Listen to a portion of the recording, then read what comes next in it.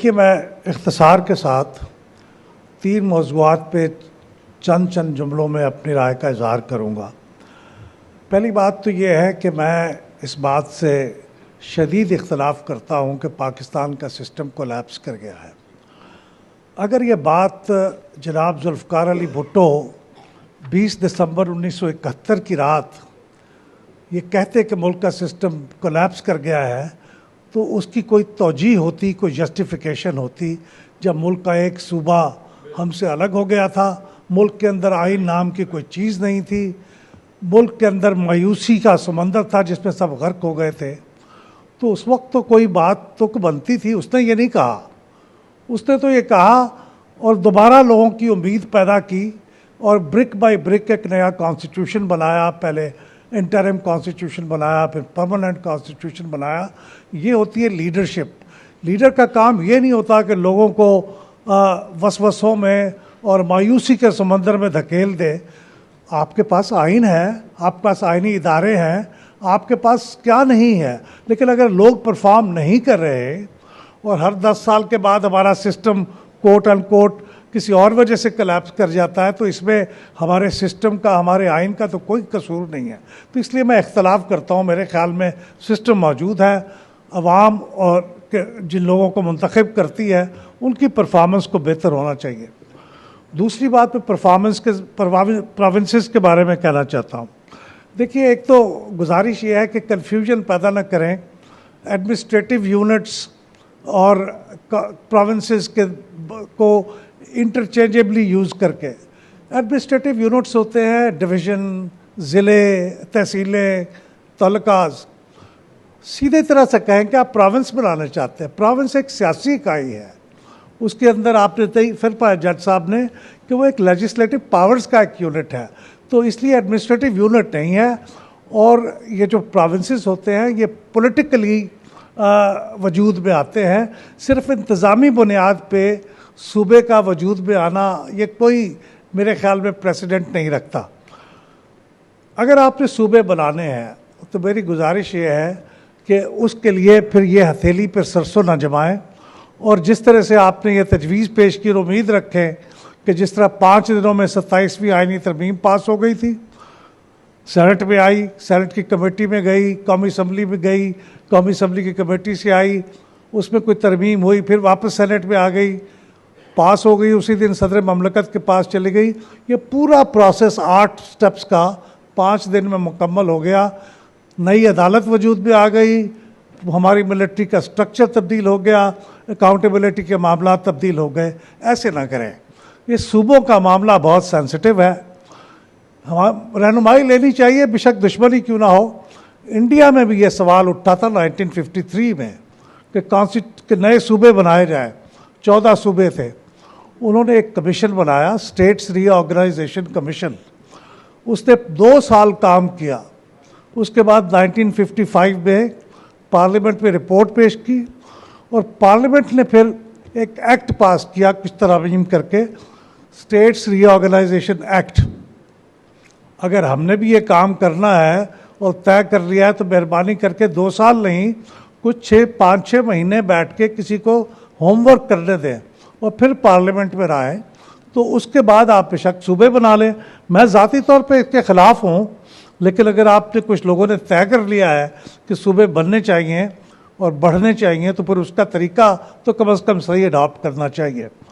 और फिर एक गुजारिश मेरी ये भी है कि अगर सूबे बनने ही लगे हैं तो आज़ाद कश्मीर को और गिलगित बल्तिस्तान को बेशक इंटरिम सूबा ही क्यों ना बनाए, सूबे बना दें। उनको वो तमाम प्रिविलेजेस जो सूबों के होते हैं वो उनको दिए जाने चाहिए।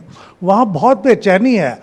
आप 78 साल से उनको एक इंटरिम सेटअप के अंदर बिठाए हुए हैं जिनमें उनके पास ना विफाक में कोई रिप्रेजेंटेशन है, ना उनके पास अपने उनके यहाँ कोई उस तरह के इख्तियारात है।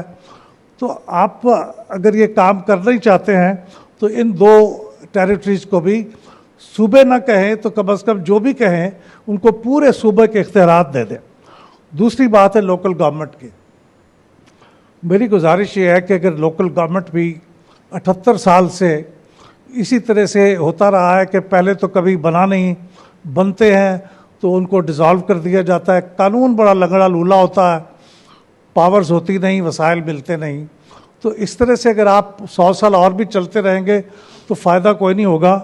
उसका हल वही है, बस असद उमर साहब ने उसका तफसील से जिक्र किया है, मैं तफसील में नहीं जाता, कि कॉन्स्टिट्यूशन की अमेंडमेंट के बगैर ये अब सूबों का मकामी हुकूमतों का निज़ाम कोई इफ़ेक्टिव निज़ाम नहीं बनेगा। और ये मैं अर्ज़ करूँ कि फिर मिसाल देता हूँ मैं इंडिया की, हमारा चूँकि माजी एक रहा है, एक ही किस्म के बैकग्राउंड से दोनों मुल्क तख्लीक हुए हैं, वहाँ चूँकि अनइंटरप्टेड चली है डेमोक्रेसी, तो वहाँ उन्होंने कुछ चीज़ें हमसे बेहतर कर दी हैं। वहाँ भी 45 साल कॉन्स्टिट्यूशन बनने के बाद उन्होंने रियलाइज़ किया कि उनका जो मकामी हुकूमतों का निज़ाम है चल नहीं रहा। अगर उसका दिबाचा पढ़ें और ऑब्जेक्टिव्स, स्टेटमेंट ऑफ ऑब्जेक्टिव्स पढ़ें, इस कानून का जो उन्होंने 1992-93 में कॉन्स्टिट्यूशनल अमेंडमेंट के ज़रिए किया, तो वो यही कहते हैं जो हम जिस चीज़ का रोना रो रहे हैं। तो उन्होंने 2 चैप्टर इंक्लूड करे कॉन्स्टिट्यूशन के अंदर, जिसके अंदर पूरी तफसीलात, मोटी तफसीलात, जो बारीक तफसीलात हैं, वो फिर उन्होंने कहा कि बेशक सूबे स्टेट्स खुद कर दें, लेकिन उसका टर्म कितनी होगी, उसके इख्तियारात क्या होंगे, उसके वसाइल कितने % होंगे, ये बातें उन्होंने तय कर ली। हमने 2023 में एक कॉन्स्टिट्यूशनल अमेंडमेंट ड्राफ्ट करवाई थी कॉन्स्टिट्यूशनल लॉयर बड़े सीनियर जनाब शाहिद हामिद साहब से, और वो मोहतरमा सानिया निश्तर साहबा जो सेनेटर थी, उन्होंने सेनेट में पेश भी कर दी। अभी भी वो उसके सेनेट के रिकॉर्ड पे मौजूद है। एक मेरे ख्याल में MKM ने भी कौमी असम्बली में इस तरह का ड्राफ्ट पेश किया हुआ है। मैं अपने ड्राफ्ट में जो हमने बनाया था उसमें एक तरमीम ये करना चाहता हूँ जो हमने उस वक्त भी की थी। मैं अब इस बात का हामी हूँ कि नेशनल फाइनेंस कमीशन से ही मकामी हुकूमतों के जो फंड्स हैं वो वहीं से डायरेक्ट चले जाएं। सूबे जिस किस्म की रेजिस्टेंस करते रहे हैं उनको इंटरेस्ट नहीं किया जा सकता कि वो प्रोविंशियल फाइनेंस कमीशन बनाएंगे और चीज़ों को उसके अंदर तकसीम करेंगे।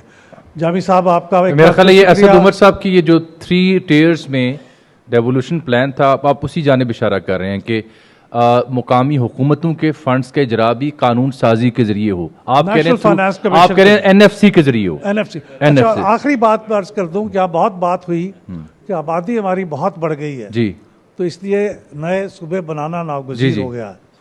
मैं मिसाल देना चाहता हूँ आपको यूनाइटेड स्टेट्स ऑफ अमेरिका की। 1776 में मुल्क वजूद में आया था, 13 रियासतें थी और उसकी आबादी भी कोई 2.5 मिलियन के करीब थी।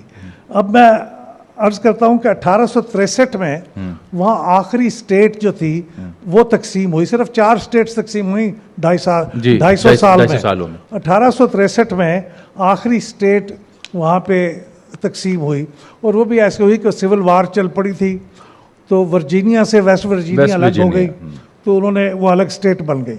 163 साल में आबादी वहाँ 10 गुना बढ़ी है, वहाँ पे एक स्टेट का भी इजाफा नहीं हुआ। वहाँ पे ज़ोहरान ममदानी को मौका मिल जाता है ना। तो आपका मसला स्टेट्स बढ़ाना नहीं है, प्रोविंसेस बढ़ाना नहीं है, आपका मसला कुछ और है। बिल्कुल ठीक। और वो मसला मजराबाद साहब ने बयान कर दिया। सही है। तो इसलिए मेरी गुजारिश ये है कि आबादी कोई अब एक नया मसला खड़ा हो चुका है, क्योंकि आपने कंक्लूड बहुत अच्छी तरह से कर दिया। Thank you very much sir.